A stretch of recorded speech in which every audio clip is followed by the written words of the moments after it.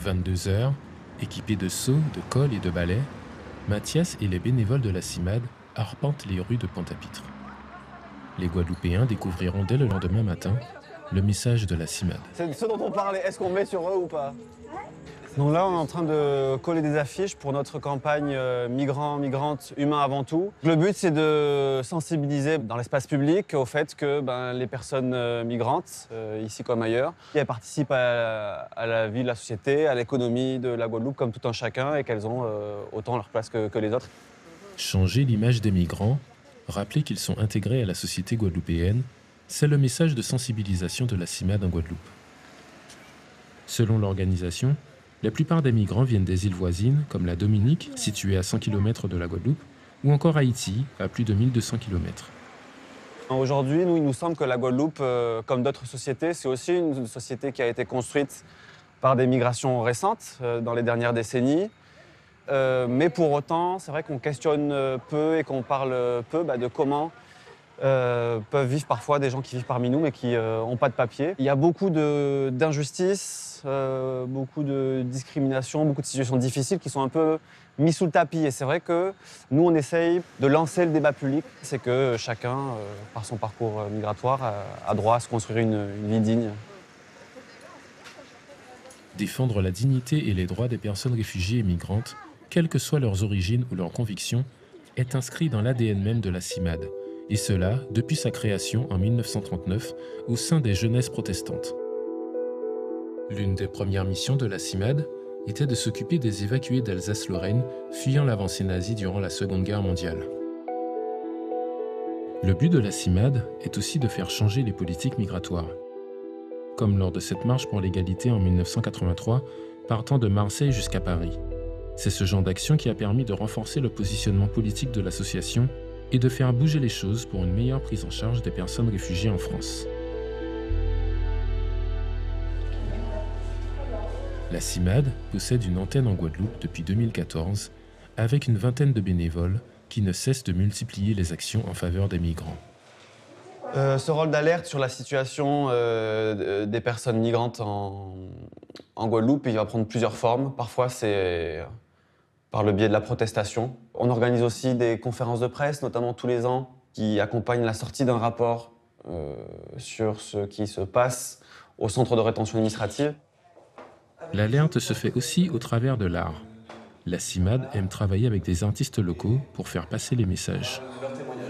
Pour cette exposition photo, on avait travaillé avec un photojournaliste pour faire le portrait de différentes femmes migrantes. C'est très visuel, c'est une exposition photo évidemment, mais sont aussi inclus leurs témoignages. Et donc voilà, le but de cette campagne, c'est d'essayer de faire sortir les personnes migrantes de cette image qu'on peut avoir, qui consiste à dire qu'elles sont que des personnes migrantes.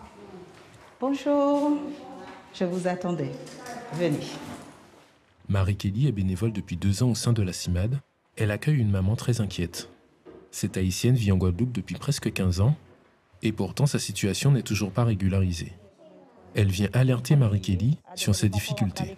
Je vis en Guadeloupe depuis 2008 avec garçon moi, mais nous pas ni papier. Il est l'école, il est 15 ans. Et en vous avez fait papier à papier. Marie-Kelly saura trouver les mots pour rassurer cette maman. Des histoires difficiles comme celle-ci, elle en entend tous les jours. Pourtant, elle n'a jamais songé à quitter la CIMAD, un engagement qui lui vient de sa foi. En tant que chrétienne à la CIMAD, lorsque je reçois un usager, je vois avant tout un frère et je l'aide dans toutes ses démarches. En fait, j'essaie de voir quelles sont les possibilités. Mais moi, je vois au-delà de la situation. Mais surtout, je l'encourage parce que souvent, ils arrivent, mais ils sont désespérés. Ce n'est pas facile. Mais notre but à la CIMAD n'est pas de leur vendre du rêve. C'est vraiment de les accompagner, de les alerter sur ce qu'ils risquent s'ils ne font pas des démarches ou alors s'ils ne vont pas jusqu'au bout de leur démarche. Souvent, l'ignorance et la lenteur administrative découragent les migrants dans leur démarche. Pour la CIMAD, il faut continuer d'alerter sur leurs droits.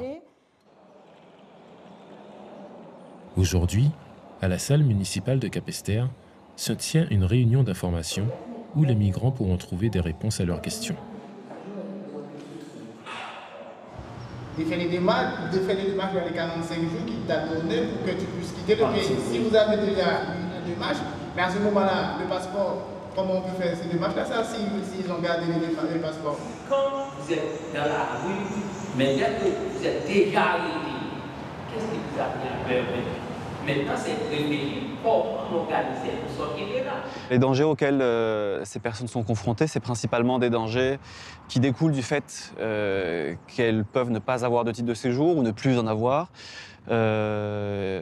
Et si on parle, comme aujourd'hui, de la thématique des interpellations, après une interpellation, on peut leur remettre une obligation de quitter le territoire et ça peut aller jusqu'à une expulsion en avion de manière forcée avec un enfermement en centre de rétention jusqu'en Haïti, jusqu'à Saint-Domingue ou la Dominique. Alors même que parfois, s'ils avaient pu être alertés, si ils avaient été mieux armés, il y a des possibilités juridiques d'essayer d'empêcher ces expulsions et du coup de participer à la société guadeloupéenne. Sur le socle de la pensée protestante, la CIMAD poursuit sa mobilisation et son engagement de plus de 70 ans auprès des étrangers. Ses membres continuent d'alerter pour une société plus humaine et plus juste pour tous.